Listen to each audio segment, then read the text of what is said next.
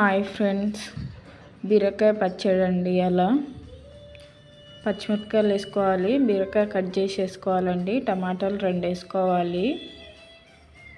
Water పోసుకున్నానండి. నేను పైన ఇది పెట్టుకుంటున్నాను. నేను టమాటా చారు చూపించాను కదండి మొన్న. 10 మినిట్స్కి అయిందని చూడండి.